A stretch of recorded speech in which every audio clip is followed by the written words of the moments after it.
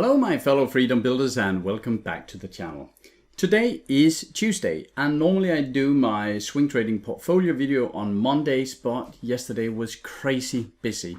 We are doing a lot of backtest and that is both on the TPI, it's on the triple green, our swing trading setup. So we are working hard on the backtest part. Also some very interesting forex trading where we are using the TPI and other stuff in our currency trading. So long story short, I didn't get to do the swing trading portfolio video yesterday, so you're getting it today, and as you can see, we are lagging behind. Now the blue here, as you might remember if you have seen these videos before, the blue is our portfolio and that has been standing fairly still. We have a single position in here and that is Fastenal. That is one of the candidates that I bought from last week's list, our watch list there. It has been running 6 days and as you can see I'm up only 0.5%. Now would I wish to be completely 100% invested here from when the S&P 500 shot up? Yes, of course I would. I would have loved to taken a lot of profit here. The problem is that we cannot really guess where these exact tops and bottoms are, so we'll have to stick to our strategy. And as we saw here, well, right now I am lagging behind, but so was I was lagging almost the same amount behind back here in the end of July. And then with just following my strategy, keeping to my stop losses, I went up and then I went almost flat and the market tanked a lot. And you can also see that on the volatility here. I have almost only half of the volatility that the portfolio have, and that is what I am aiming for because I do want to have a better risk-adjusted return. Now right now my Sharp is suffering and the S&P 500 is surpassing me. But believe me, this will just even out as we go. So I hope I can get some more stocks in. Right now I'm only around 10% invested. Yeah, 8.88% invested here. So I would like 10 more positions in here, but the market has to be right for it. Now, quickly before I go to this week's candidates, one of the reasons why the market has shot up is found here. And I know this sounds like a dish of spaghetti, but this is all the yields of all the large treasuries, large bonds in United States. And as you know, or if you have been following my videos at least, you know that this hiking the interest rates has definitely been tough on the markets. Now, Fed has been keeping the interest rates leveled for a while now.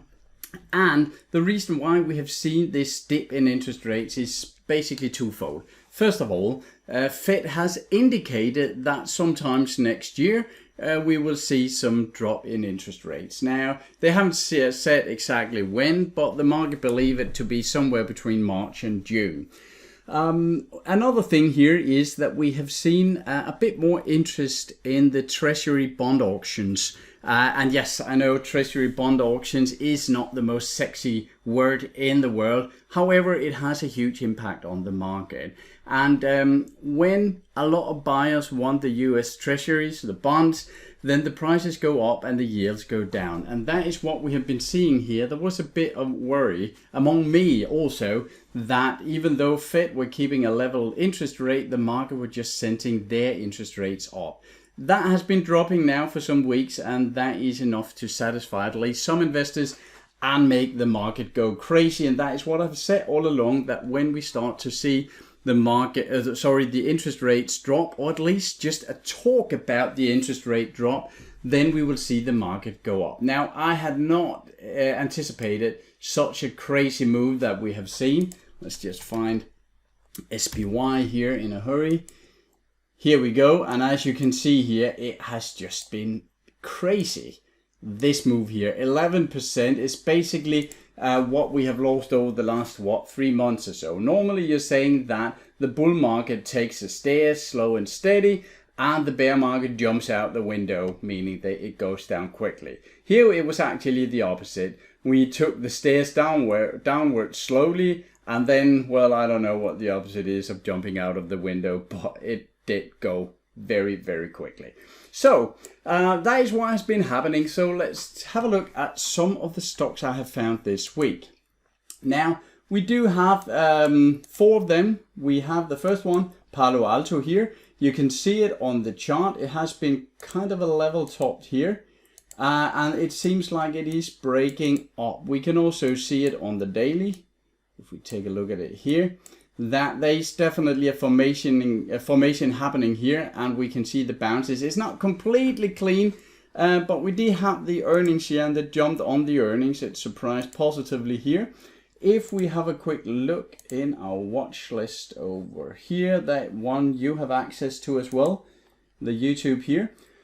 We can see that the Palo Alto network, let's just have it here, on the TPI chart, we can see that it is a triple green. That is how I have found it. It is above the 50 SMA, and it actually looks good. It does have some sideways tendency here, but if we are looking at it, we can easily see the trend up here, and someone might even want to draw a parallel channel there.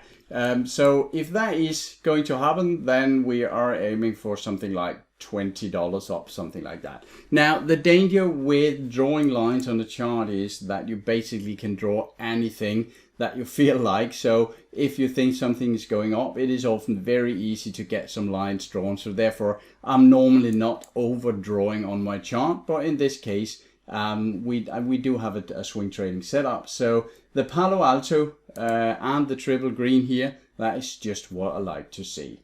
Now, the second one on the list here is CME Group, and as you can see, this is a very nice channel. Now, if we use the regression channel here, that is a regression line with the 2 standard deviation on each side, then sometimes it tends to shoot upwards and create a new trend, and that is what I call an accelerated channel. So when that happens, I draw a new trend line from the bottom here before the breakout, and as you can see, it draws a very perfect channel here. We are in the bottom, and I know that the last candle here is a green one, as a red one, sorry. I would like to see somewhat of a green candle here, but then CME Group looks good. Let's have a look at it here in MyStockScanner, and of course you can screen for this. I got a lot more candidates like this, but I just chose some of the bigger ones, and as you can see, it's just resting on its 50-day moving average. We got yesterday actually the triple green here, sorry, here, yes. And today, well, if we get some sort of a green candle upwards, then I could definitely see myself buying some CME Group. I should say I don't own any of these yet, just as a disclaimer. The third one here is Elastic, I think it's pronounced. And again, you can draw the regression channel here. We are in the lower bottom. I do like to see that. That is normally where the good bounces come from. And if we should go up here, we have something like, how much do we have? We have 8, 10, 11% up here. So we do have earnings though fairly soon. That is the 30th of November. That is in 9 days. So I would probably, well, if we see a very good setup with the green candle, I might go in and stay in for a week or so. But I don't like with these swing trades to keep them over earnings, because we have seen some very, very big surprises. They could of course be to the upwards, but they could be to the downwards, and I don't like that sort of volatility. I should say that these trades, I'm also considering several of them to make an option trade. That could be some sort of, in this case, for instance, a bull put spread, something like this, maybe around 70, depending on what I can get, and then making it 5 points wide, something like that, setting up a credit spread here. For those of you not familiar with the terms in option, it simply means that I cannot, my risk is defined, and I am making money if it goes upwards, if it goes sideways, or if it goes downwards, just not past this line before a fixed expiration date. Now, I wouldn't set this one up as an option trade because I don't like to take them over earnings. But whoops, let's just have a quick look at Elastic here on the TPI chart. And as you can see here, this is a triple green. However, it is resting just below the 50 SMA. So what I want to see here is a good green day where I can get up in the 78, 80, something like that. Maybe even a little retracement back to the 50 SMA before I take it. You can go down to a lower time frame if you want to look at that way. But elastic here looks fairly good, but beware of the 50 SMA. Last one today is someone I guess you might know, that is Eli Lilly. Now this one has been on a tear. And the reason, well, if you have followed Novo Nordisk, the Danish stock that came out with this weight control medicine, well then they have shot up very fast, and now Eli Lilly have come up with a competitor, and there are some debates on which of their drugs are the best. There's also a new little Danish company coming up with a similar product as a pill, so you don't have to stick yourself with a needle and stuff, but I suspect that there will be 4 or 5 competitors in this market fairly soon. But Eli Lilly is definitely set up for a swing trade. We are at the lower end of the channel here, and it could be a swing up either to the nearest highs, that's 4%, or up to the top of the channel. There we have around 10%. And as you know, I'm going for 3 to 10% on these swing trades.